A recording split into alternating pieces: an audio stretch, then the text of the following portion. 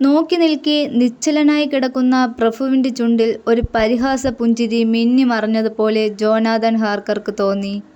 ഇത്രയും ദുഷ്ടനായ ക്രൂരനായ ഒരാളെയാണ് ലണ്ടനിൽ പാർക്കാൻ താൻ സഹായിച്ചു കൊണ്ടിരിക്കുന്നതെന്നോർത്തപ്പോൾ അയാൾ ഭയം കൊണ്ട് തരിച്ചുപോയി. അങ്ങനെയെങ്ങാനും സംഭവിച്ചാൽ ഉണ്ടാകുന്ന ഭവിഷ്യത്തിനെ കുറിച്ചോർക്കുമ്പോഴൊക്കെ ഹൃദയം അടിമുടി വിറയ്ക്കുകയാണ്. പ്രഭു ലണ്ടനിലെങ്ങാനും എത്തിയാൽ അടുത്ത പല നൂറ്റാണ്ടുകൾ തന്നെ ഈ ചെകുത്താൻ നഗരത്തിലെ ലക്ഷക്കണക്കിന് ജനങ്ങളുടെ രക്തം പാനം ചെയ്ത് അവരെയൊക്കെ ഒരിക്കലും മരിക്കാത്ത രക്ഷസുകളാക്കി തീർക്കും. ആ ഓർമ്മ ഉള്ളിൽ തെളിയുമ്പോൾ തന്നെ ഭ്രാന്ത് പിടിക്കും പോലെ തോന്നി ജോനാഥന്. ഈ ദുഷ്ടപിശാചിനെ ലോകത്തിൽ നിന്ന് എന്നേക്കുമായി തുടച്ചു നീക്കിയില്ലെങ്കിൽ അതെന്തൊരു ഭവിഷ്യത്താവും വരുത്തി തീർക്കുക. ഈ നിമിഷം തനിക്ക് പ്രഭുവിനെ തകർക്കാൻ കഴിഞ്ഞെങ്കിൽ ജോനാഥൻ കണ്ണുകൾ ഒരായുധത്തിനു വേണ്ടി ചുറ്റും പരതി. ആ മുറിയിൽ പണിക്കാർ മണ്ണ് കിളയ്ക്കാൻ ഉപയോഗിക്കുന്ന ഒരു ഷവൽ കിടപ്പുണ്ടായിരുന്നു. ആ ഷവൽ കയ്യിൽ ഉയർത്തിപ്പിടിച്ച് ജോനാഥൻ പ്രഭുവിൻ്റെ മുഖത്തേക്ക് സർവ്വശക്തിയുമെടുത്ത് ആഞ്ഞു കുത്തി. ആ നിമിഷത്തിൽ തന്നെ പ്രഭുവിൻ്റെ തല യാന്ത്രികമായി ഒരു വശത്തേക്ക് തിരിയുകയും ഷവലിൻ്റെ സ്ഥാനം തെറ്റി അത് ഭീമാകാരൻ്റെ നെറ്റിയിൽ ഒരു മുറിവുണ്ടാക്കിയ ശേഷം തെറിച്ചു വീഴുകയും ചെയ്തു. പ്രഭുവിൻ്റെ കണ്ണുകളിൽ ആ സമയം കാണപ്പെട്ട പൈശാചികവും വൈരാഗ്യപരവുമായുള്ള നിഴൽ ജോനാഥനെ സ്തബ്ധനാക്കി. ആ രംഗത്ത് നിന്ന് എങ്ങനെയെങ്കിലും രക്ഷപ്പെടാൻ കൊതിച്ചിരിക്കെയാണ് അയാളുടെ ചെവികളിൽ പെട്ടെന്നൊരു നാടോടി ഗാനത്തിൻ്റെ ശീലുകൾ വന്നലയടിക്കാൻ തുടങ്ങിയത്. അകലെ നിന്ന് ജിപ്സികളും സ്ലോവാക്ക് കൂലിക്കാരും പാടിക്കൊണ്ട് കുതിരവണ്ടി തെളിച്ചുകൊണ്ട് വരികയായിരുന്നു. കുതിരക്കുളമ്പുകളുടെ ശബ്ദം അടുത്തെത്തുന്നത് കാത്തു നിൽക്കെ ജോനാഥൻ പ്രഭുവിൻ്റെ മുറിയിലേക്കോടി. കോട്ടയ്ക്ക് താഴെ ഏതെങ്കിലും ഒരു വഴി തുറക്കുകയോ മറ്റോ ചെയ്താൽ അതുവഴി രക്ഷപ്പെടണമെന്ന ഒരൊറ്റ ചിന്ത മാത്രമായിരുന്നു അയാളുടെ മനസ്സിൽ. മനസ്സിലെ ആഗ്രഹം പോലെ തന്നെ താഴെ ആരോ വാതിലുകൾ തുറക്കുന്നതിൻ്റെ ശബ്ദം കേൾക്കെ അയാൾ ഓടി. അവിടേക്ക് ഇറങ്ങിച്ചെന്നതും ശക്തിയേറിയ ഒരു കാറ്റിൻ്റെ ആഗമനത്തോടെ തുറന്ന വാതിൽ വലിയൊരു ശബ്ദത്തോടെ അടയുകയും ചെയ്തു. ജോനാഥൻ ആവുന്ന ശ്രമങ്ങളൊക്കെ നടത്തിയിട്ടും ആ വാതിൽ ഒന്നിളകുക പോലും ഉണ്ടായില്ല. ഘോര അപകടങ്ങളുടെ വലയത്തിൽ ഒരിക്കലും രക്ഷപ്പെടാൻ ഗത്യന്തരമില്ലാത്ത ഒരു തടവുകാരനായി ജോനാഥൻ നിന്നു.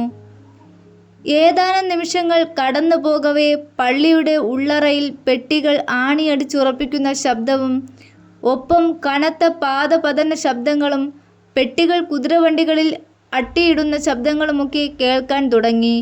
ആ പെട്ടികൾ അത്രയും കുതിരവണ്ടികളിൽ കയറ്റി അവിടെ നിന്ന് എവിടേക്കോ കൊണ്ടുപോവുകയാവണം. കുതിരച്ചമ്മട്ടികൾ ഉച്ചത്തിൽ വായുവിൽ പുളഞ്ഞു. വണ്ടിച്ചക്രങ്ങൾ കരിങ്കല്ലിന്മേൽ ഉരഞ്ഞ് ശബ്ദമുണ്ടാക്കി. ആ ശബ്ദങ്ങൾ അത്രയും അകലേക്ക് അകന്നു പോയിക്കൊണ്ടിരിക്കുകയായിരുന്നു. എല്ലാം അകലുന്നു. ജോനാഥൻ മാത്രം ആ കോട്ടയിൽ ഒറ്റപ്പെടുന്നു. അയാൾക്ക് കൂട്ടിനായി രക്തദാഹികളായ ആ 3 പിശാചിനികൾ മാത്രം. അവരോടൊപ്പം തനിച്ച് ആ കോട്ടയിൽ ജീവിക്കുന്ന കാര്യം ചിന്തനീയമല്ല.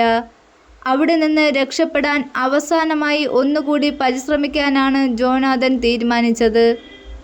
കോട്ടഭിത്തിയിലൂടെ ഒരു ഗൗളിയെപ്പോലെ ഇഴഞ്ഞിഴഞ്ഞ് രക്ഷപ്പെടാൻ ഒരു സാഹസിക പരിശ്രമം നടത്തുക.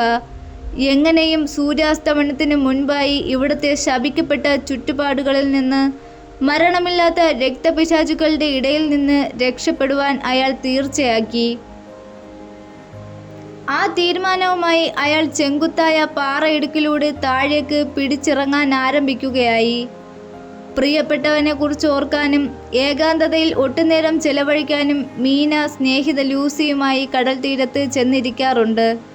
തൻ്റെ കാമുകനായ ഡോക്ടർ സേവാരസിനെ കുറിച്ച് പറയാനും ഓർമ്മിക്കാനും ലൂസി ഉള്ളപ്പോൾ അവരുടെ ആ സംഗമനത്തിന് മധുരതരമായ ഒരു ഊഷ്മളത ഉണ്ടാകാറുണ്ട്. കടൽ തീരത്തിന് സമീപമുള്ള ഭീമാകാരമായ പള്ളിയും അതോടനുബന്ധിച്ചുള്ള ശ്മശാനവും അവിടെ നിന്നുള്ള കടലിൻ്റെ ദൃശ്യവും മീനയ്ക്കിഷ്ടമായി.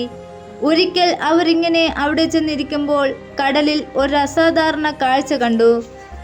റഷ്യൻ കപ്പലാണെന്ന് തോന്നുന്ന ഒരു കപ്പൽ അകലെ കടൽ തിരകൾക്കൊപ്പം ചാഞ്ചാടി വഴിതെറ്റി സഞ്ചരിക്കുന്നു.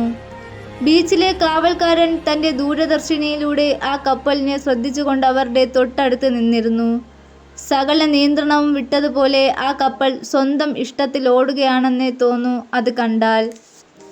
അത്ഭുതമായിരിക്കുന്നു അത്. നമുക്കതിനെക്കുറിച്ച് കൂടുതൽ വിവരങ്ങൾ നാളെ അറിയാൻ കഴിഞ്ഞേക്കും.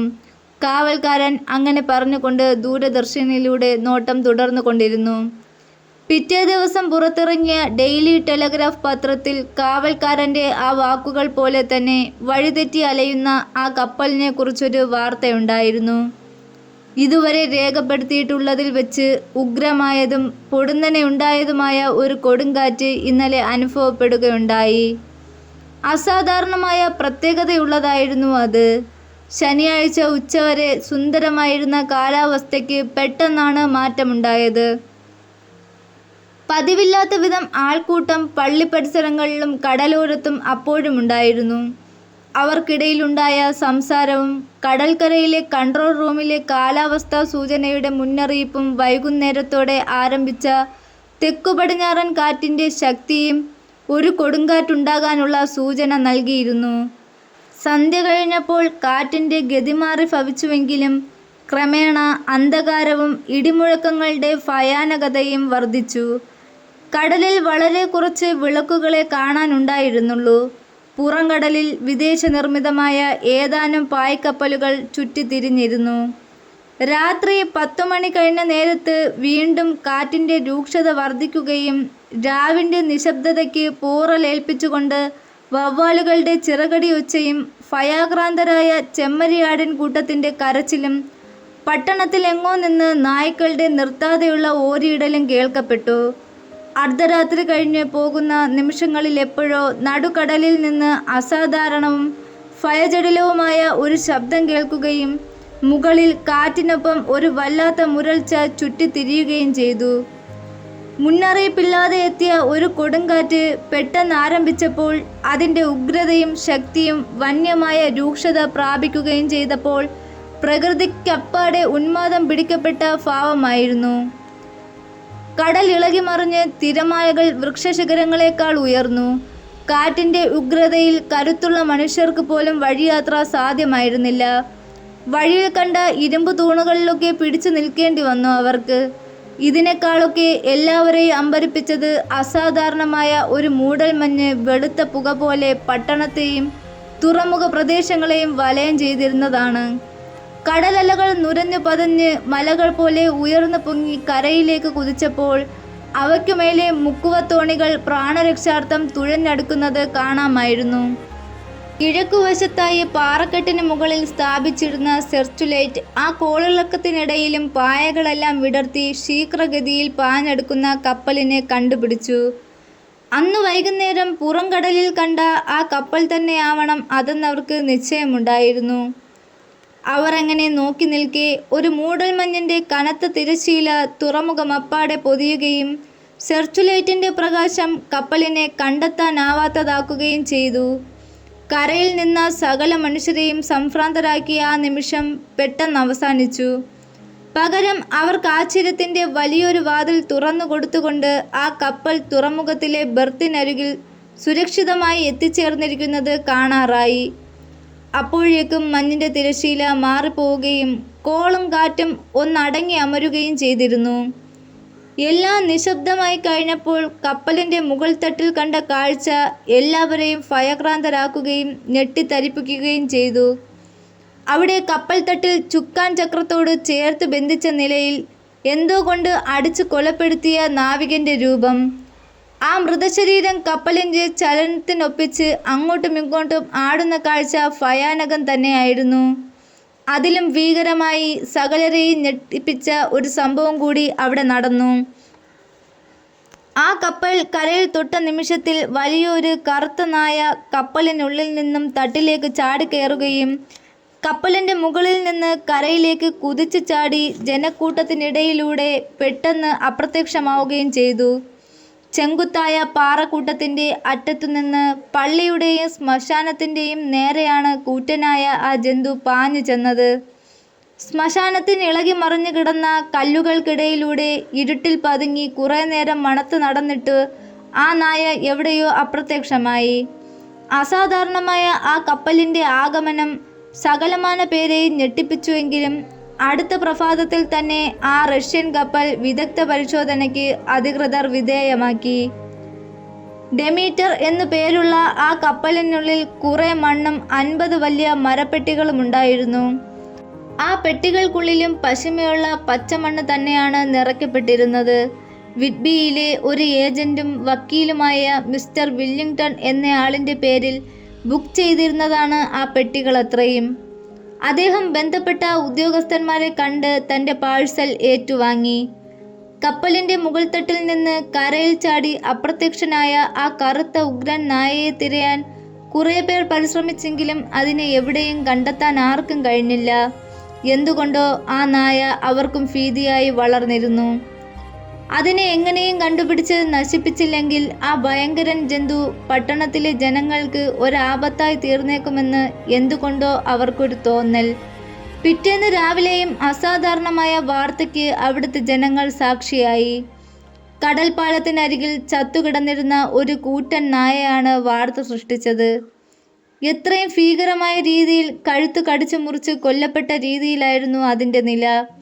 ആ കാവൽ നായയുടെ വയർ പിളർന്ന് കുടൽമാല പുറത്ത് വലിച്ചിട്ടിരുന്നു. ഒരു ജന്തുവിനെ വധിക്കാവുന്നതിൻ്റെ പരമാവധി ക്രൂരത തോന്നിപ്പിക്കുന്ന രീതിയിലായിരുന്നു ആ രംഗം. നായയുടെ കൊലപാതകത്തിന് കാരണം കപ്പലിൽ നിന്ന് ചാടി രക്ഷപ്പെട്ട കറുത്ത ഭീകരൻ നായ ആയിരിക്കുമെന്നൊരു സംശയം അവിടെ മെങ്ങും പരന്നു.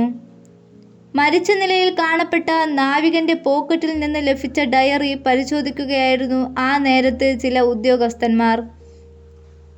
ഞെട്ടിപ്പിക്കുന്ന ചില സംഭവ വിവരണങ്ങളതിൽ കണ്ട് അവർ കിടുകിടെ വിറയ്ക്കാൻ തുടങ്ങി. ആ റഷ്യൻ കപ്പൽ യാത്ര തുടങ്ങിയത് ഒരു ഉച്ചയ്ക്കായിരുന്നു. മണ്ണ് നിറച്ച പെട്ടികളും 5 ജോലിക്കാരും ഒരു കുശിനിക്കാരനും ഉൾപ്പെടെ മറ്റ് 3 പേരും ക്യാപ്റ്റനുമാണ് അതിലുണ്ടായിരുന്നത്. കാറ്റ് അനുകൂലമായിരുന്നതിനാൽ ഉച്ചയ്ക്ക് മുൻപേ ബോസ്ഫറസിൽ എത്താൻ അവർക്ക് കഴിഞ്ഞു. കപ്പൽ മറ്റപ്പാൻ മുനമ്പ് കടന്നപ്പോൾ മുതൽ അതിലെ ജോലിക്കാർക്കെന്തോ ഒരു അസ്വസ്ഥത തോന്നിയിരുന്നത് ക്യാപ്റ്റൻ കണ്ടുപിടിച്ചു. എന്തോ തകരാറുണ്ടെന്ന് മാത്രം പറയുകയും തുടരെ കുരിശു വരയ്ക്കുകയുമായിരുന്നു ആ ജോലിക്കാർ. പിറ്റേന്ന് രാവിലെ ജോലിക്കാരിൽ ഒരുവനെ കാണാനുണ്ടായിരുന്നില്ല. അയാൾ എവിടെ അപ്രത്യക്ഷമായെന്നറിഞ്ഞുകൂടാ. മറ്റ് ജോലിക്കാരെല്ലാം പരിക്ഷീണരും തളർന്നവരുമായിരുന്നു. കാരണം ചോദിക്കുമ്പോഴൊക്കെ ഈ കപ്പലിൽ എന്തോ ഒന്നുണ്ടെന്ന് പറഞ്ഞു കുരിശു വരയ്ക്കുക മാത്രം ചെയ്തു അവർ.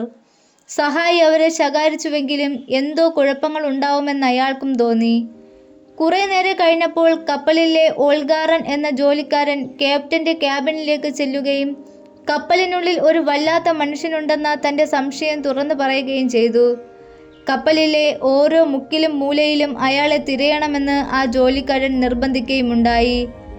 താൻ കപ്പൽ തട്ടിൽ കാവൽപ്പുരയ്ക്ക് സമീപം നിൽക്കുമ്പോൾ നീണ്ടുമെലിഞ്ഞ് ഉയരമുള്ള ഒരു മനുഷ്യൻ മുകളിലേക്ക് നടന്നു വരുന്നത് കണ്ടുവെന്ന് അയാൾ ഉറപ്പിച്ച് പറഞ്ഞുകൊണ്ടിരുന്നു.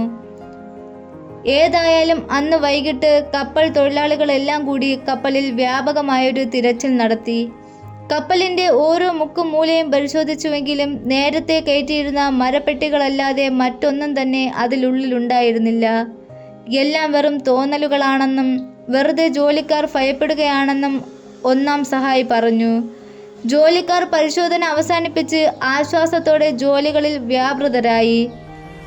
അടുത്ത 3 ദിവസം മുഴുവൻ പരുക്കൻ കാലാവസ്ഥയായിരുന്നുവെങ്കിലും അവർ അപകടങ്ങളൊന്നും കൂടാതെ ജിബ്രാൾട്ടർ കടലിടുക്ക് തരണം ചെയ്തു. പക്ഷേ അതിനടുത്ത ദിവസം അതുവരെ ഉണ്ടായിരുന്ന ആശ്വാസങ്ങൾ അപ്പാടെ കടപുഴകുന്ന സംഭവങ്ങളാണ് ഉണ്ടായത്. ഏതോ ഒരു നാശം കപ്പലിനെ വലയം ചെയ്തിരിക്കുന്നത് പോലെ പലർക്കും വീണ്ടും തോന്നാൻ തുടങ്ങി. ജോലിക്കാരിൽ ഒരാളെ കൂടി കാണാതാവുകയും ചെയ്തു. കാറ്റും കോളും അസഹ്യമായ രീതിയിൽ കടലിൽ ആരംഭിച്ചിരുന്നു. ആ രാത്രിയിൽ പിന്നെയും ഒരു ജോലിക്കാരൻ കൂടി അപ്രത്യക്ഷനായി. 1-2 ദിവസങ്ങൾ കൂടി കടന്നുപോയി. കപ്പൽ ഇംഗ്ലണ്ടിനെ സമീപിക്കുന്നതറിഞ്ഞ് അതിൽ ശേഷിച്ചിരുന്ന ക്യാപ്റ്റനും സഹായിയും 2 ജോലിക്കാരും ഏറെ ആഹ്ലാദിച്ചു. കടലിൽ അസാധാരണമായ ഒരു മൂടൽമഞ്ഞ് വ്യാപിച്ചിരുന്നു. ആ രാത്രി ക്യാബിനുള്ളിൽ ഉറങ്ങുകയായിരുന്ന ക്യാപ്റ്റൻ പുറത്ത് വല്ലാത്ത ഒരട്ടഹാസം കേട്ട് ഞെട്ടി ഉണർന്നു. മൂടൽമഞ്ഞുകൊണ്ട് പുറത്തൊന്നും കാണാനുണ്ടായിരുന്നില്ല. എന്നിട്ടും അയാൾ മുകൾത്തട്ടിലേക്ക് ഓടിച്ചെന്നു. അവിടെ നിന്ന് താഴേക്ക് വരികയായിരുന്ന ഒരു സഹായിയുമായി കൂട്ടിമുട്ടിയെങ്കിലും ക്യാപ്റ്റൻ അപ്പോൾ മൂടൽമഞ്ഞിനെയാണ് ശപിച്ചത്. ആ കാവൽക്കാരൻ നന്നെ കിതയ്ക്കുന്നുണ്ടായിരുന്നു. എന്താണുണ്ടായത്? ക്യാപ്റ്റൻ ചോദിച്ചു. അതിന് മറുപടി പറയാൻ അയാൾ നന്നേ വിഷമിച്ചു. തൻ്റെ സഹപ്രവർത്തകനെ കാണാതായിരിക്കുന്നുവെന്നാണ് അയാൾക്ക് പറയാനുണ്ടായിരുന്നത്. ഒരു വിധത്തിൽ അയാൾ അത് അറിയിച്ചു. കപ്പൽ ഗതി മാറിയാണ് സഞ്ചരിക്കുന്നതെന്ന് തോന്നിയ ജോലിക്കാരൻ്റെ സംശയം വാസ്തവം തന്നെയായിരുന്നു. അർദ്ധരാത്രി ആയപ്പോഴേക്കും ചുക്കാൻ പിടിച്ചിരുന്ന ആളെ വിശ്രമത്തിനയച്ചിട്ട് ക്യാപ്റ്റൻ തന്നെ ആ ജോലി ചെയ്യാനൊരുങ്ങി. കാറ്റ് കനത്തു തന്നെ വീശിയടിക്കുന്നുണ്ടായിരുന്നു. ഒട്ടുനേരം കഴിഞ്ഞിരിക്കണം. അതുവരെ ഒരു യുക്തിവാദിയെപ്പോലെ വാദിച്ചിരുന്ന ജോലിക്കാരിൽ ഒരുവൻ ഭയം കലർന്ന മുഖവുമായി അവിടേക്ക് കടന്നു ചെന്നു. ക്യാപ്റ്റൻ്റെ ചെവിയിൽ അയാൾ മന്ത്രിച്ചത് ഇങ്ങനെയായിരുന്നു: "അതിനെ ഞാൻ വ്യക്തമായി കണ്ടു കഴിഞ്ഞു. അത് ഈ തൊട്ടടുത്ത് തന്നെയുണ്ട്. കഴിഞ്ഞ രാത്രിയിൽ കാവൽ നിൽക്കുമ്പോൾ നീണ്ടു മെലിഞ്ഞ മനുഷ്യാകൃതിയിൽ അത് കപ്പലിൻ്റെ അണിയത്ത് ശൂന്യതയിലേക്ക് നോക്കി നിൽക്കുകയായിരുന്നു. ഞാൻ അതിൻ്റെ പിന്നാലെ ചെന്ന് കത്തി ഉയർത്തി ആഞ്ഞു കുത്തി. ആ കത്തി അതിൻ്റെ ഉള്ളിലൂടെ മറുപുറം കടന്നുപോയി. പക്ഷേ എനിക്കറിയാം, അതിവിടെ നിന്ന് പോയിട്ടില്ല. ഞാൻ അതിനെ കണ്ടുപിടിക്കുക തന്നെ ചെയ്യും."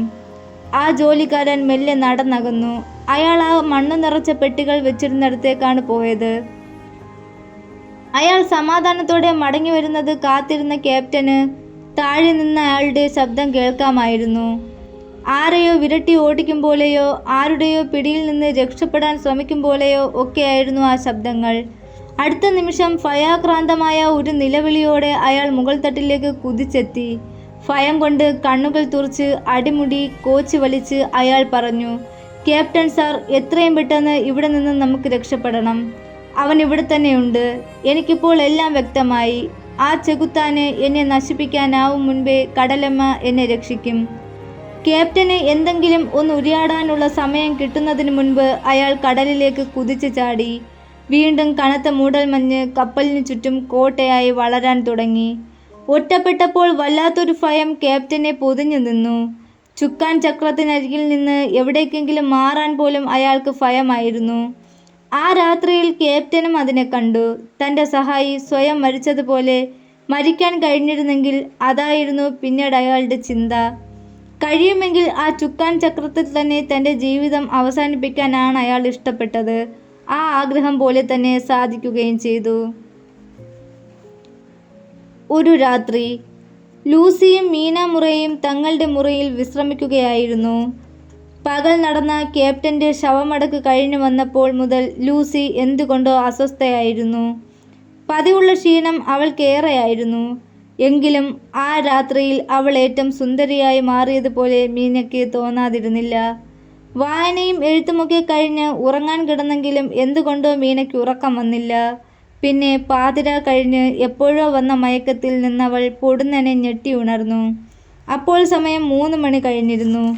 തൻ്റെ ചുറ്റും എന്തോ ഒരു പ്രത്യേകതയുള്ളതുപോലെ മീനയ്ക്ക് പെട്ടെന്ന് തോന്നി. തൊട്ടടുത്ത ബെഡിൽ ലൂസിയെ കാണാതിരിക്കുക കൂടി ചെയ്തപ്പോൾ മീന ഉൾക്കടമായി നടുങ്ങി. കനത്ത ഇരുട്ട് മൂടിക്കിടന്നിരുന്ന ആ മുറിയിൽ ഒരു തീപ്പെട്ടിക്കമ്പിൻ്റെ പ്രകാശം ഒന്നുമാകില്ലെന്നറിയാമെങ്കിലും ലൂസിയുടെ കട്ടിലും അതിന് താഴെയുമൊക്കെ ഒന്നുകൂടി പരിശോധിക്കാമെന്ന് കരുതി മീന അതിനൊരുങ്ങി. പക്ഷേ ആ മുറിയിൽ എവിടെയും ലൂസി ഉണ്ടായിരുന്നില്ല. കിടപ്പ് വസ്ത്രങ്ങൾ മാത്രമേ അവൾ ധരിച്ചിരുന്നുള്ളൂ. ആ വസ്ത്രവുമായി തന്നെയാണ് അവൾ പുറത്തേക്ക് പോയിട്ടുള്ളത്. മീന ആ മുറിയിൽ നിന്ന് താഴെ കോടി പൂമുഖത്തും ഇരിപ്പുമുറിയിലുമൊക്കെ പരിശോധിച്ചു. ആ വീട്ടിലെ എല്ലാ മുറികളിലും മാറി മാറി നോക്കി. മീന പൂമുഖത്ത് വന്ന് വീണ്ടും പുറത്തേക്കുള്ള വാതിൽ സൂക്ഷിച്ച് പരിശോധിച്ചു. അതിൻ്റെ തഴുത് ഇട്ടിരുന്നില്ല. പ്രധാന കവാടം ഒരിക്കലും തുറന്നിടുക പതിവില്ലാത്തതിനാൽ ലൂസി പുറത്തിറങ്ങി പോയിട്ടുണ്ടാവുമെന്ന് മീനയ്ക്ക് മനസ്സിലായി. കയ്യിൽ കിട്ടിയ ഒരു ഷാൾ വാരി പുതച്ചുകൊണ്ടവൾ പുറത്തേക്കോടി. കറുത്തിരുണ്ട മേഘശകലങ്ങൾ ആകാശത്തിൽ മേഞ്ഞു നടന്നിരുന്നു. നിഴലും നിലാവും കെട്ടിമറിഞ്ഞ് വികൃത രൂപങ്ങൾ സൃഷ്ടിച്ചിരുന്നു. എവിടെയും ഭീകരതയുടെ ഒരാവരണമുള്ളതുപോലെ. തങ്ങളുടെ പതിവിരിപ്പിടത്തിൽ തന്നെ വന്നെത്തുവാനാണ് മീനയുടെ പുറപ്പാട്. കാർമേഘം മാച്ച ചന്ദ്രകല ഇരുട്ടിന് കട്ടികൂട്ടി. പള്ളിപ്പരിസരവും മറ്റും പിന്നെയും വർദ്ധിച്ച ഇരുട്ടിലായിരുന്നു. വീണ്ടും നിലാവുദിച്ചപ്പോൾ മീന തങ്ങളുടെ പ്രിയപ്പെട്ട ഇരിപ്പിടത്തിലേക്ക് തന്നെ ശ്രദ്ധിച്ചു. അവിടെ ഒരു വെളുത്ത രൂപത്തിൻ്റെ നിഴൽ പോലെ എന്തോ ഒന്ന് അവളുടെ കണ്ണിൽപ്പെട്ടു. പക്ഷേ അതിന് പിന്നിലായി കറുത്ത ഒരു വസ്തു കൂടി നിൽക്കുന്നത് പോലെ അവൾക്ക് തോന്നി.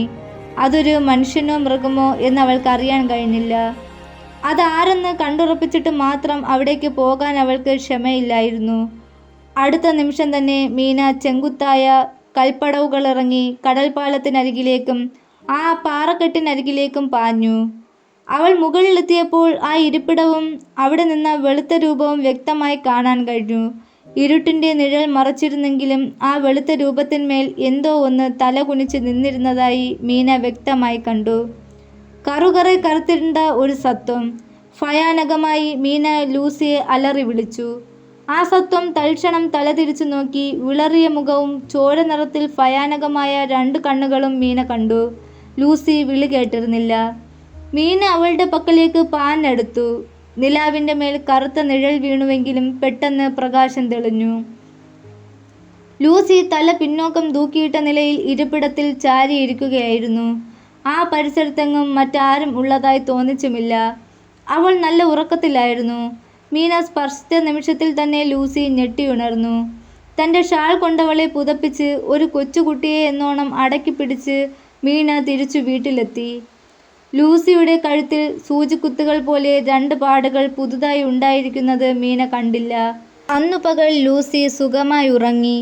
പക്ഷേ രാത്രി ആയപ്പോഴേക്കും മീനയുടെ കണക്ക് കൂട്ടലുകൾ അപ്പാടെ തെറ്റിച്ചുകൊണ്ട് ലൂസി 1-2 വട്ടം പുറത്തേക്ക് പോകാൻ ശ്രമം നടത്തി.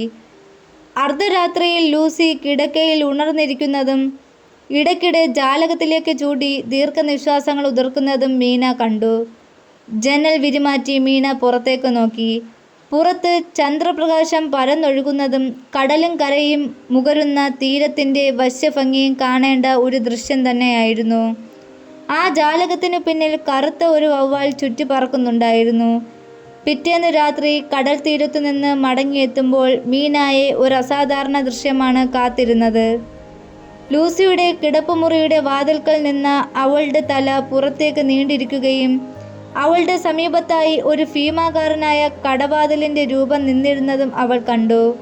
അവൾക്ക് ശക്തിയായ തണുപ്പ് ബാധിച്ചേക്കുമെന്ന് ഭയന്ന് ജാലകത്തിന് സമീപത്തു നിന്നും അവളെ പിന്തിരിപ്പിക്കാൻ ഓടിച്ചെല്ലുമ്പോഴേക്കും ഒരു ദീർഘനിശ്വാസവുമായി ജനാലയ്ക്കിൽ നിന്ന് അവൾ തൻ്റെ ബെഡിലേക്ക് മടങ്ങുകയായിരുന്നു. ജോനാഥൻ ഹാർക്കറിനെ കുറിച്ച് മീന മുറയ്ക്ക് എന്തെങ്കിലും ഒരു വിവരം ലഭിക്കുന്നത് നീണ്ട 3 മാസങ്ങൾക്ക് ശേഷമാണ്. ബുഡാപെസ്റ്റിലെ സെൻറ്റ് ജോസഫ് ആശുപത്രിയിൽ നിന്ന് സിസ്റ്റർ അഗാത്തയുടെ കത്താണ് ഹാർക്കറെക്കുറിച്ചുള്ള വിശേഷങ്ങളുമായി മീനയുടെ പക്കൽ എത്തിച്ചേർന്നത്. ആ കത്തിൽ ഇങ്ങനെ എഴുതിയിരിക്കുന്നു: പ്രിയപ്പെട്ട മീന, മിസ്റ്റർ ജോനാഥൻ്റെ താൽപ്പര്യമനുസരിച്ചാണ് ഞാൻ ഈ കത്തയക്കുന്നത്. ഹാർക്കർ ദൈവാനുഗ്രഹത്താൽ ഇവിടെ സുഖം പ്രാപിച്ചു വരികയാണ്. എങ്കിലും തനിയെ ഒരു കത്തെഴുതാനുള്ള ആരോഗ്യത്തിലേക്ക് അദ്ദേഹം ഇനിയും മടങ്ങി വന്നിട്ടില്ല. അതിഭയങ്കരമായ മസ്തിഷ്ക ജ്വരം പിടിപെട്ട് കഴിഞ്ഞ 1.5 മാസക്കാലമായി ഇവിടെ ഞങ്ങളുടെ മേൽനോട്ടത്തിൽ കഴിഞ്ഞു വരികയാണ് അദ്ദേഹം. താൻ ഭാരമേറ്റ ജോലി ഭംഗിയായി നിർവഹിച്ചു കഴിഞ്ഞ വിവരം അദ്ദേഹം മിസ്റ്റർ ഹോക്കിൻസിനെ അറിയിക്കുന്നുണ്ട്. ഏതാനും ദിവസത്തെ ചികിത്സ കൂടി കഴിഞ്ഞാൽ ജോനാഥൻ സ്വസ്ഥനായി തിരിച്ചു വരും. അദ്ദേഹം കൂടെ കൂടെ നിങ്ങളെക്കുറിച്ച് പറയാറുണ്ട്. അടുത്തു തന്നെ നിങ്ങൾ വിവാഹിതരാകാൻ പോകുന്നതായും മനസ്സിലാക്കുന്നു. നിങ്ങൾക്കെൻ്റെ ആശംസകൾ നേരുന്നു. മിസ്റ്റർ ഹാർക്കറുടെ അസുഖത്തെക്കുറിച്ച് ഡോക്ടർ പറയുന്നത് അദ്ദേഹം ഏതോ ഘോര ഭീതിയിൽ പീഡിപ്പിക്കപ്പെട്ടിട്ടുണ്ടെന്നാണ്.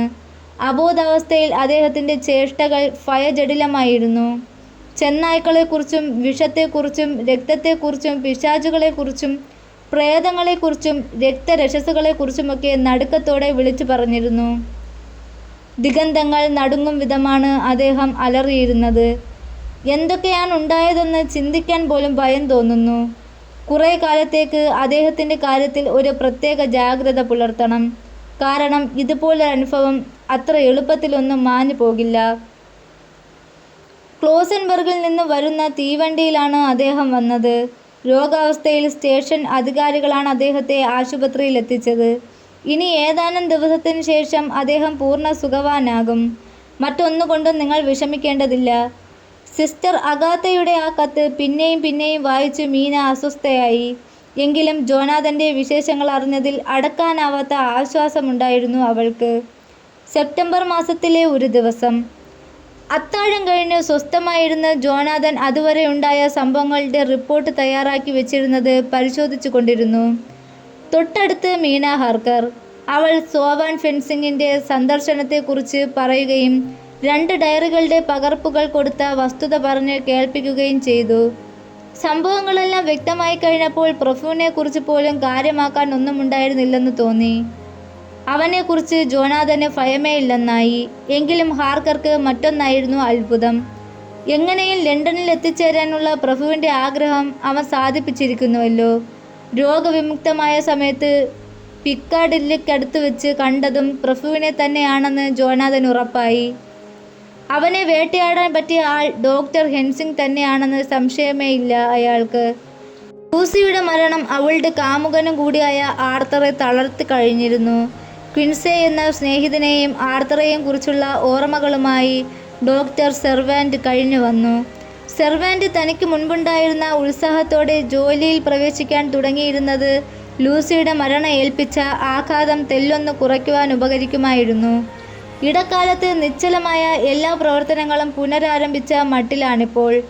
ലൂസിയുടെ മരണത്തെയും പ്രഭുവിനെയും കുറിച്ച് വാൻ ഹെൻസിങ്ങിന് എന്തെങ്കിലും പറയാനുണ്ടാവുമെന്ന് ഇടയ്ക്കിടെ ജിജ്ഞാസയെ ഉദ്ദീപിപ്പിക്കുന്ന ചില വാക്കുകൾ പുറത്തു വിടുക വഴി മനസ്സിലാക്കാമായിരുന്നു. അടുത്ത ദിവസം എക്സിറ്റിൽ നിന്ന് മടങ്ങി വരും വഴി സെർവാൻറ്റുമായി സംഭാഷണത്തിലേർപ്പെട്ടു. അദ്ദേഹം കയ്യിലിരുന്ന പത്രം ഡോക്ടറുടെ നേരെ നീട്ടിയിട്ട് ചോദിച്ചു, ഇതിനെക്കുറിച്ച് താങ്കളുടെ അഭിപ്രായം എന്താണെന്നറിഞ്ഞാൽ കൊള്ളാം. അദ്ദേഹം ഉദ്ദേശിക്കുന്നത് എന്തെന്നറിയായിക കൊണ്ട് ഡോക്ടർ പത്രത്തിൽ തന്നെ കണ്ണു നട്ടിരുന്നു. ആ പത്രം കയ്യിൽ നിന്ന് തട്ടിപ്പറിച്ചതിന് ശേഷം ഹാബാസ്റ്റസിൽ കുട്ടികളെ വശീകരിച്ച് കടത്തിക്കൊണ്ടു പോകുന്ന വാർത്തയുണ്ടായിരുന്ന ഭാഗം ചൂണ്ടിക്കാട്ടി. ആ വാർത്തയിൽ നിന്ന് കൂടുതലൊന്നും ഡോക്ടർക്ക് പിടികിട്ടിയില്ല. പക്ഷേ ഒടുവിൽ ആ കുട്ടികളുടെ കഴുത്തിൽ കുത്തി മുറിവേൽപ്പിക്കപ്പെട്ട നിലയിൽ കാണപ്പെട്ട മുറിവിനെക്കുറിച്ച് വായിച്ചപ്പോൾ അദ്ദേഹത്തിന് കാര്യങ്ങൾ വ്യക്തമാകാൻ തുടങ്ങി. അദ്ദേഹം പൊടുന്നനെ എന്തോ പിടികിട്ടിയ മട്ടിൽ തല ഉയർത്തി നോക്കി. എന്ത് പറയുന്നു? അദ്ദേഹം ചോദിച്ചു. അല്ല, ഞാൻ ഓർക്കുകയായിരുന്നു, ഇതാ പാവം ലൂസിക്ക് പറ്റിയതുപോലെ തന്നെയുണ്ട്. പൊതുവിൽ എന്തെങ്കിലും കാരണമുണ്ടാകും. അവളെ മുറിവേൽപ്പിച്ചത് എന്തു തന്നെയായാലും അതാണ് കുട്ടികളെ ഉപദ്രവിച്ചിരിക്കുന്നത്. പരോക്ഷമായിട്ടാണെങ്കിൽ അത്രയും സത്യമാണ്, പക്ഷേ പ്രത്യക്ഷത്തിൽ അല്ല. അദ്ദേഹത്തിൻ്റെ മറുപടി ഡോക്ടർ സെർവാൻറ്റിന് മനസ്സിലായില്ല. താങ്കൾ എന്താണ് അർത്ഥമാക്കുന്നത് പ്രൊഫസർ? ലാഘവത്തോടെ ഡോക്ടർ ചോദിച്ചു. എന്താണെങ്കിലും അതെന്നോട് പറയൂ. എനിക്കൊരു അഭിപ്രായവും കണ്ടുപിടിക്കാനാവുന്നില്ല. എന്താണ് ആലോചിക്കേണ്ടതെന്ന് പോലും എനിക്കറിയില്ല. ലൂസിയുടെ മരണത്തിന് ആസ്പദമായ സംഭവത്തെക്കുറിച്ച് നിങ്ങൾക്ക് യാതൊരു സംശയവും ഉണ്ടാവില്ലെന്നാണോ നിങ്ങൾ എന്നോട് പറയുന്നത്? സംഭവങ്ങൾ കൊണ്ട് മാത്രമല്ല, മറ്റനേകം സൂചനകൾ കൂടി നൽകിയിട്ടും. അമിതമായ രക്തവാർച്ചയിൽ നിന്നുണ്ടായ ശിരാസ്തംഭനമാണ് ലൂസിയെ മരണത്തിൽ കൊണ്ടെത്തിച്ചത്. പ്രിയ സ്നേഹിത, നിങ്ങളൊരു മിടുക്കനായ മനുഷ്യനാണല്ലോ.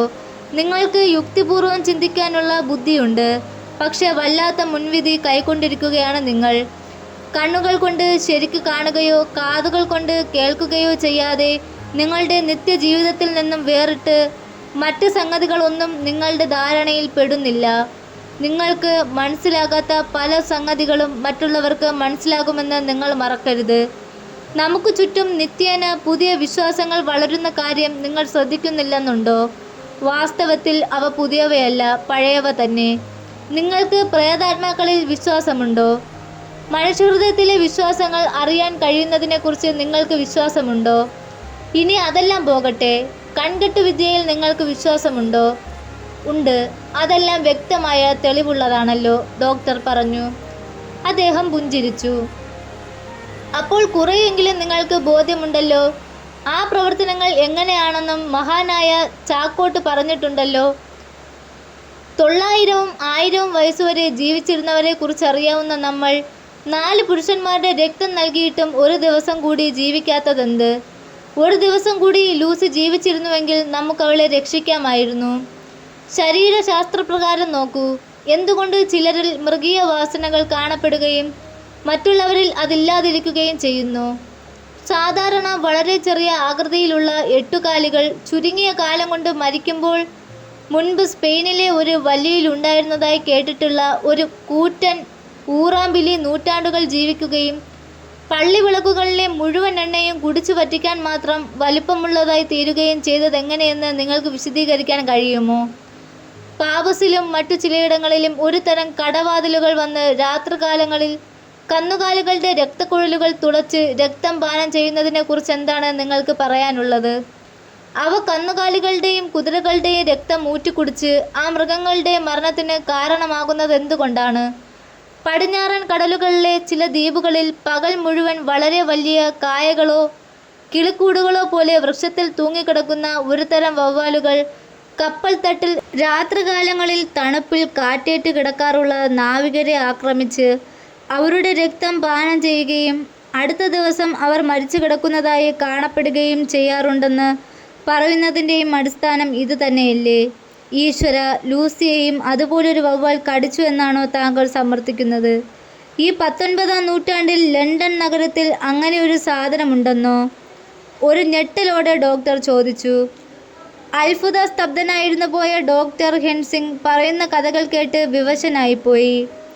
പ്രകൃതിയിലെ വിവിധ തരം പ്രതിഭാസങ്ങളെയും അദ്ദേഹം തൻ്റെ മനസ്സിൽ കുത്തി നിറയ്ക്കുകയാണെന്നേ അദ്ദേഹം അപ്പോഴും വിശ്വസിച്ചിരുന്നുള്ളൂ. അസാധ്യങ്ങളായ പ്രവണതകളെക്കുറിച്ച് ഓർമ്മിപ്പിച്ച് തൻ്റെ ആലോചനകളെ ഉദ്ദീപിപ്പിക്കുകയല്ലേ അദ്ദേഹം എന്നൊരു തോന്നലും അയാൾക്കുണ്ടാകാതിരുന്നില്ല. ആംസ്റ്റർഡാമിലെ പഠനമുറിയിൽ വെച്ച് വളരെ കാലം മുൻപ് തന്നെ പഠിപ്പിച്ചതുപോലെ എന്തിനെക്കുറിച്ച് വ്യക്തമായ ഒരു ധാരണ ഉണ്ടാക്കുവാൻ എന്ന പോലെ പുതിയൊരു പാഠം പഠിപ്പിക്കുകയാണെന്നും അയാൾ കരുതി. അദ്ദേഹം ഉദ്ദേശിക്കുന്നതെന്തെന്ന് ശരിക്കും മനസ്സിലാകാതെ ഡോക്ടർ പൊടുന്നനെ ചോദിച്ചു. പ്രൊഫസർ, എന്നെ വീണ്ടും അങ്ങയുടെ വിദ്യാർത്ഥിയായി കരുതിയാലും താങ്കളുടെ വാക്കുകൾ മനസ്സിലാക്കി തന്നാൽ എനിക്കും അത് വേണ്ട വിധത്തിൽ ഉപയോഗപ്രദമായേനെ. അതൊരു നല്ല കാഴ്ചപ്പാടാണ്.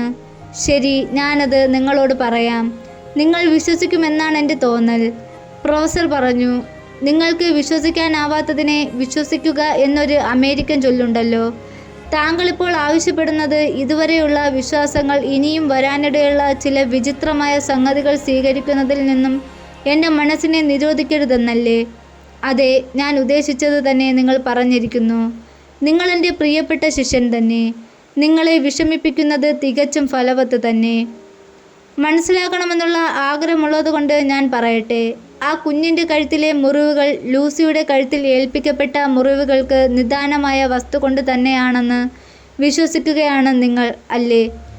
അതെ, ഞാൻ അങ്ങനെയാണ് വിശ്വസിക്കുന്നത്. എന്നാൽ നിങ്ങൾക്ക് തെറ്റുപറ്റി.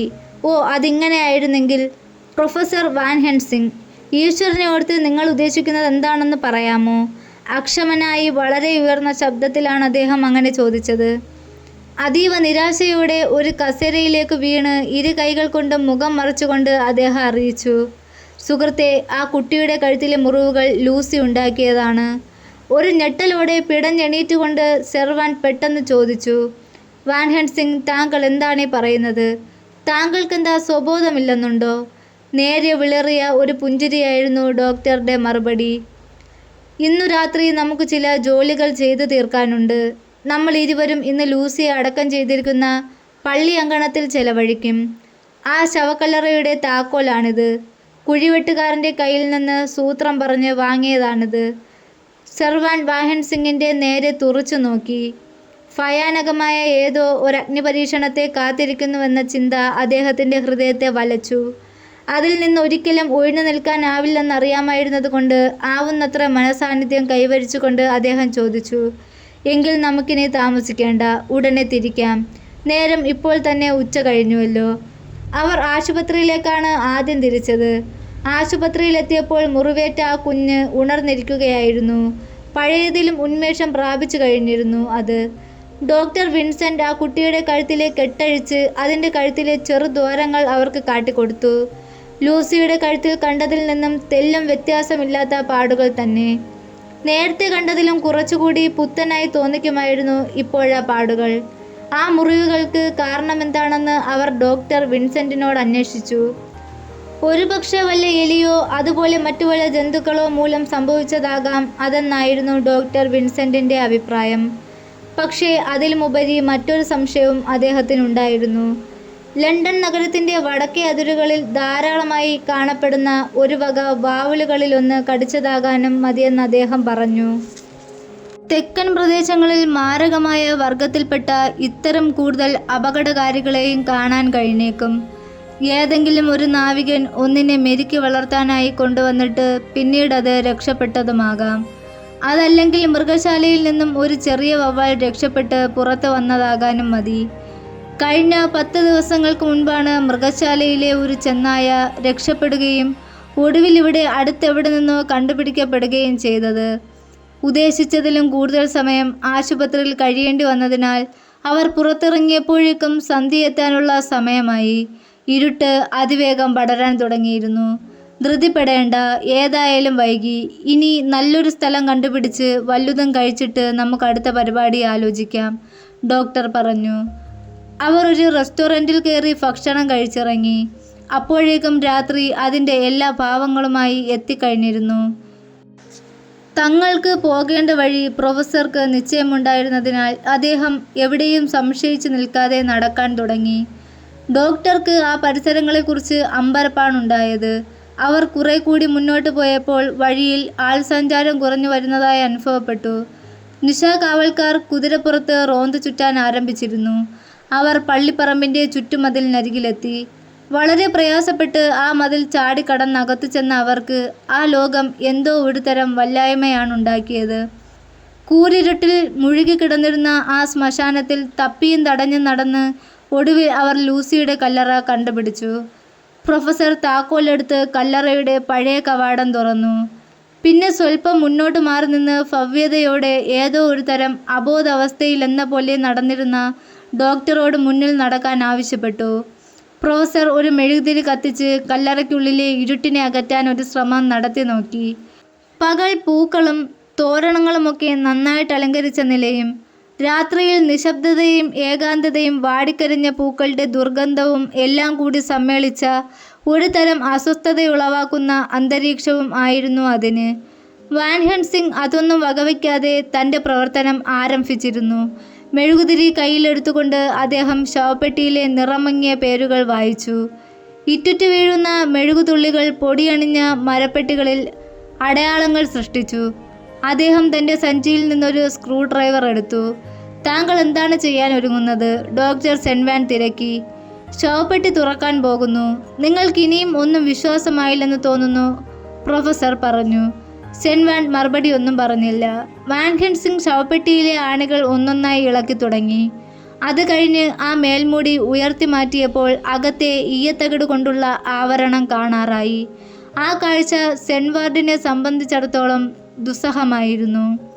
ജീവിച്ചിരിക്കുമ്പോൾ ഒരു യുവതിയുടെ വസ്ത്രങ്ങൾ ഉരിഞ്ഞെടുത്താൽ ഉണ്ടാകുന്നതിനേക്കാൾ നാണക്കേട് പോലെയാണോ പ്രവൃത്തി അദ്ദേഹത്തിന് തോന്നിയത്.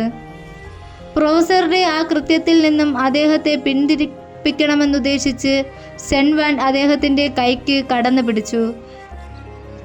നിങ്ങൾ കണ്ടോളൂ, അത്രമാത്രം പറഞ്ഞിട്ട് അദ്ദേഹം സഞ്ചിയിൽ നിന്നൊരു കൈവാൾ പുറത്തെടുത്ത് ആണി കൊണ്ടുറപ്പിച്ച കുഴിയിൽ നിന്ന് വാളിൻ്റെ അറ്റം കടത്തി തകിട് അറുത്തു മുറിക്കാൻ തുടങ്ങി. ആ വാൾ ഉണ്ടാക്കി തീർക്കുന്ന വിടവിൽ നിന്ന് ഒരാഴ്ച പഴകിയ ശവത്തിൻ്റെ ദുർഗന്ധം പുറത്തേക്ക് വമിക്കുമെന്നാണ് സെൻവാൻഡ് കരുതിയത്. ഇത്തരം സമയങ്ങളിൽ ഉണ്ടായേക്കാവുന്ന ഓരോ അപകടത്തിൻ്റെയും ഓർമ്മയോടെ അദ്ദേഹം വാതിലിനടുത്തേക്ക് മാറി നിന്നു. പ്രൊഫസർ ഈയത്തകിട് മുഴുവൻ അറുത്തുമാറ്റി. തകിട് ഇരുഭാഗത്തേക്കും വകഞ്ഞു വെച്ചുകൊണ്ട് മെഴുകുതിരി അതിന് നേരെ ഉയർത്തിപ്പിടിച്ചുകൊണ്ട് വാൻ ഹെൽസിംഗ് സെൻവാൻഡിനോട് പറഞ്ഞു, താങ്കൾ ഇതിനുള്ളിലേക്കൊന്ന് നോക്കൂ. അദ്ദേഹം പെട്ടിയുടെ അടുത്ത് ചെന്ന് നോക്കി അന്താളിച്ചു നിന്നു. ആ ശവപ്പെട്ടി ശൂന്യമായിരുന്നു. സെൻവാൻഡിൻ്റെ മിടിക്കുന്ന ഹൃദയത്തിൽ വളർന്നു വലുതായ അമ്പരപ്പും ആശ്ചര്യവും അത്ഭുതവുമൊക്കെ വാൻ ഹെൽസിംഗ് ശ്രദ്ധിക്കുന്നുണ്ടായിരുന്നു. അദ്ദേഹത്തിൻ്റെ മുഖത്ത് യാതൊരു ചലനങ്ങളുമില്ലായിരുന്നു. തന്നിലും തൻ്റെ അനുമാനത്തിലും ന്യായീകരണത്തിലും കൂടുതൽ ഉറച്ച നിലപാട് കൈക്കൊണ്ടതുപോലെ തോന്നിച്ചു അദ്ദേഹത്തിൻ്റെ ഭാവം. തൻ്റെ പ്രവർത്തനം തുടങ്ങാനുള്ള പ്രോത്സാഹനം ലഭിച്ചതുപോലെ ആഹ്ലാദത്തോടെ അദ്ദേഹം പറഞ്ഞു, എന്താ ചങ്ങാതി, താങ്കൾക്കിപ്പോൾ തൃപ്തിയായോ? സെൻവാൻഡ് ഒന്നും ശബ്ദിച്ചില്ല. ലൂസിയുടെ മൃതദേഹം ആ പെട്ടിയിലില്ല എന്ന കാര്യം പകൽ പോലെ വ്യക്തമായിരിക്കുന്നു. ആ മൃതദേഹം വല്ലവരും മോഷ്ടിച്ചു കാണുമോ? തൻ്റെ സംശയം പ്രൊഫസറോട് ചോദിക്കാൻ സെൻവാൻ മടിച്ചില്ല. പ്രൊഫസർ വെറുതെ ഒരു നിമിഷം പുഞ്ചിരിച്ചതേയുള്ളൂ. അതെങ്ങനെയുമാകട്ടെ, താങ്കൾ വരൂ, നമുക്ക് കൂടുതൽ തെളിവുകൾ കിട്ടേണ്ടിയിരിക്കുന്നു. അദ്ദേഹം ശവപ്പെട്ടിയുടെ മൂടി ആദ്യത്തെ പോലെ തന്നെ ഉറപ്പിച്ചിട്ട് തൻ്റെ സാധനങ്ങൾ സഞ്ചിയിലെടുത്തിട്ടു. ആ മെഴുകുതിരി ഊതിക്കെടുത്തി അതും സഞ്ചിക്കുള്ളിലാക്കി അവർ വാതിൽ തുറന്ന് പുറത്തു വന്നു. വാതിൽ മുൻപത്തേതുപോലെ അടച്ചു പൂട്ടുകയും ചെയ്തു. ശ്മശാനത്തിലിറങ്ങി പള്ളിയുടെ ഒരു ഭാഗം സെർവാൻറ്റിനോട് സൂക്ഷിച്ചു കൊള്ളാൻ പറഞ്ഞിട്ട് പ്രൊഫസർ മറ്റൊരു ഭാഗത്തേക്ക് നടന്നു. സെർവാൻറ്റ് ഒരു വൃക്ഷച്ചുവട്ടിൽ നിലയുറപ്പിച്ചു. ചില നിമിഷങ്ങൾ കടന്നു പോയപ്പോൾ അകലെ പ്രൊഫസറുടെ ഇരുണ്ട രൂപം നീങ്ങുന്നത് കാണപ്പെട്ടു. ഒടുവിൽ അദ്ദേഹത്തിൻ്റെ കാഴ്ച ശവപ്പറമ്പിലെ സ്മാരകശിലകൾക്കപ്പുറത്ത് എത്തി നിന്നു. ഏകാന്തവും ഭീകരവുമായ ഒരു കാവൽ തന്നെയായിരുന്നു അത്. സെർവാൻറ്റ് അവിടെ നിന്ന് കുറച്ച് നിമിഷങ്ങൾ കൂടി കഴിഞ്ഞപ്പോൾ അകലെ എങ്ങോ 12 മണിയടിക്കുന്ന ശബ്ദം ഏതോ ക്ലോക്കിൽ നിന്നുയർന്നു. അദ്ദേഹം തികച്ചും അസ്വസ്ഥനാവുകയായിരുന്നു. ഇത്തരമൊരവസ്ഥയിലേക്ക് തന്നെ വിളിച്ചു കൊണ്ടുവന്ന പ്രൊഫസറോട് സെൻവാർഡിന് കോപം തോന്നി. ശ്മശാനത്തിലെ തണുപ്പും കണ്ണിമ അനങ്ങാതെയുള്ള കാത്തുനിൽപ്പും അദ്ദേഹത്തെ നന്നായി ബാധിച്ചിരുന്നു. പക്ഷേ ആർക്കെങ്കിലും തന്നെ വെട്ടിക്കാൻ പറ്റുകയില്ലെന്ന ധൈര്യം അദ്ദേഹത്തിനുണ്ടായിരുന്നു. ഉറക്കക്ഷീണമുണ്ടെങ്കിലും അതില്ലാതെയാക്കാൻ അദ്ദേഹം ശ്രമിച്ചു കൊണ്ടിരുന്നു. എങ്കിലും ആകെ കൂടി വല്ലാത്തൊരവസ്ഥയിലായിരുന്നു അദ്ദേഹത്തിൻ്റെ നില. എന്തോ ശബ്ദം പിന്നിൽ കേട്ടാണ് അദ്ദേഹം ഞെട്ടിത്തിരിഞ്ഞു നോക്കിയത്.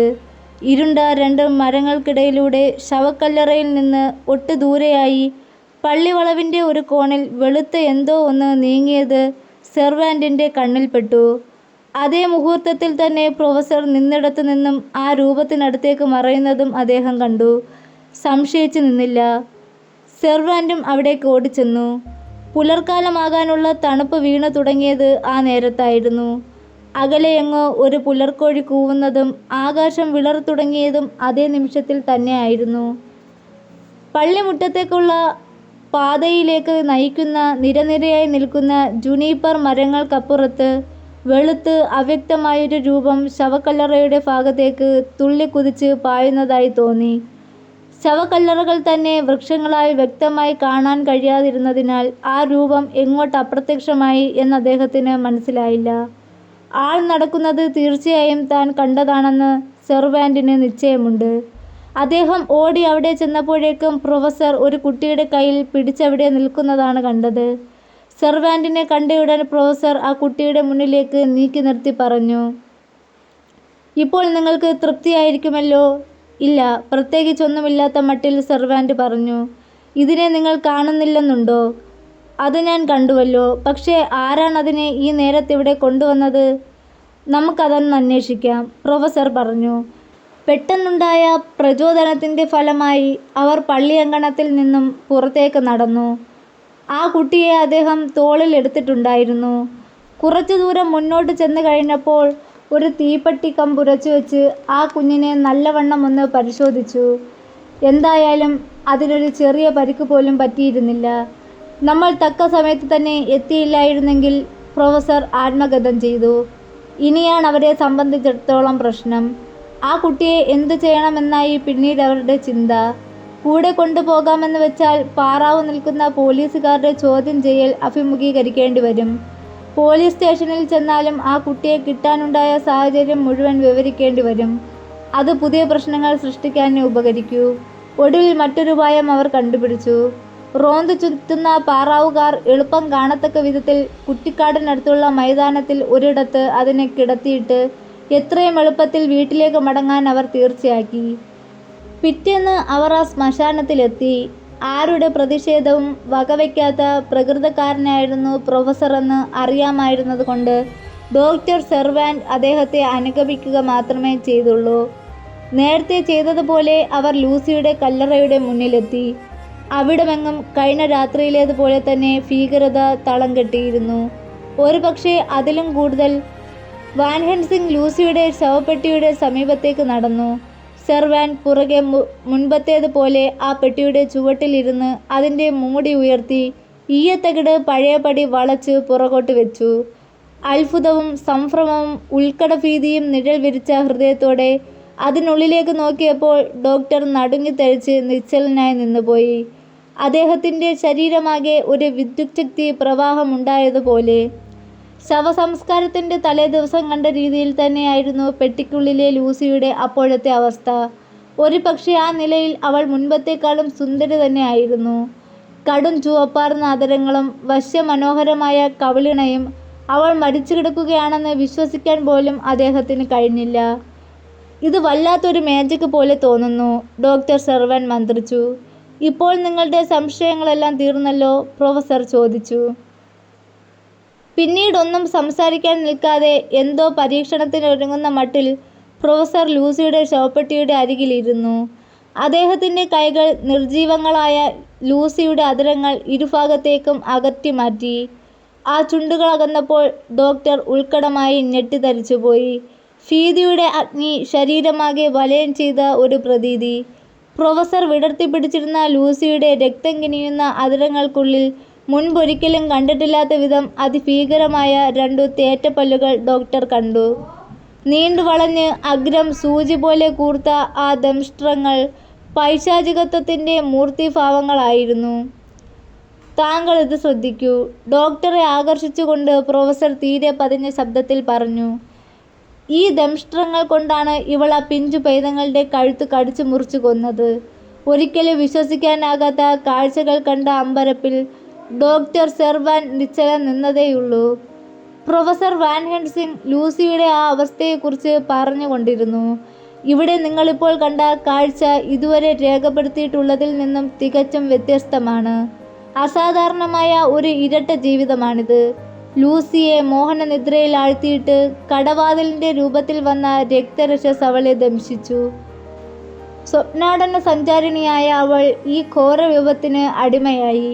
ലൂസി മോഹനനിദ്രയിൽ ആഴ്ന്നിരിക്കുമ്പോഴാണ് ആ രക്തരക്ഷസ് പിന്നെയും പിന്നെയും അവളിലെ രക്തം പാനം ചെയ്തുകൊണ്ടിരുന്നത്. ആ അവസ്ഥയിൽ തന്നെ അവൾ മരണത്തിനടിമയായി തീർന്നു. ഇന്നത്തെ രൂപത്തിൽ നിന്നും മോചനം ലഭിച്ചാൽ ആ ക്ഷണം തന്നെ ഇവളും സാധാരണ മരിച്ചവരുടെ നിലയിൽ ഒന്നുമല്ലാതായിത്തീരും. ഇപ്പോൾ ഇവളിൽ കാണുന്ന ഈ ശാന്തത കണ്ടുകൊണ്ട് അവളെ നശിപ്പിക്കാൻ നമുക്ക് കുറേ ബുദ്ധിമുട്ടുണ്ടാകുക തന്നെ ചെയ്യും. പ്രൊഫസറുടെ വിവരണങ്ങൾ കേട്ട് ഡോക്ടർ സെർവാൻറ്റിൻ്റെ ശരീരം മഞ്ഞുകട്ട പോലെ തണുത്തുറഞ്ഞു. അദ്ദേഹം വാൻ ഹെൽസിംഗിൻ്റെ സിദ്ധാന്തത്തിൽ വിശ്വസിച്ചു പോകുന്ന നിമിഷങ്ങളായിരുന്നു അവ. യഥാർത്ഥത്തിൽ ലൂസി മരിച്ചവളാണെങ്കിൽ പിന്നെ അവളെ നശിപ്പിക്കുന്നതിൽ എന്താണ് ഭയാനകമായിട്ടുള്ളത്? വിറയാർന്ന ചുണ്ടുകളോടെ ഡോക്ടർ ചോദിച്ചു. താങ്കൾ എങ്ങനെയാണ് ഈ കൃത്യം ചെയ്യുവാൻ ഉദ്ദേശിക്കുന്നത്? ഡോക്ടർ സെർവാൻറ്റിൻ്റെ ചോദ്യത്തിന് മറുപടിയായി നേരിയൊരു പുഞ്ചിരി ചുണ്ടിൽ വരുത്തിക്കൊണ്ട് പ്രൊഫസർ പറഞ്ഞു തുടങ്ങി. ബ്രാം സ്റ്റോക്കറുടെ ഡ്രാക്കുള എപ്പിസോഡ് 9 ഇവിടെ അവസാനിച്ചിരിക്കുന്നു. നാളെ വിജനവീഥികൾ എന്ന ഒരു കഥയുമായിട്ടാണ് ഞാൻ നിങ്ങളുടെ മുന്നിലെത്തുന്നത്. അപ്പോൾ ഇതുവരെ നമ്മുടെ ചാനൽ സബ്സ്ക്രൈബ് ചെയ്തിട്ടില്ലാത്തവർ എത്രയും വേഗം നമ്മുടെ ചാനൽ സബ്സ്ക്രൈബ് ചെയ്തോളൂ. നിങ്ങളുടെ അഭിപ്രായങ്ങളും നിർദ്ദേശങ്ങളും കമൻറ്റുകളായി രേഖപ്പെടുത്താൻ മറക്കരുത്. അപ്പോൾ നാളെ പുതിയൊരു കഥയുമായി കാണുന്നത് വരെ ഗുഡ് ബൈ.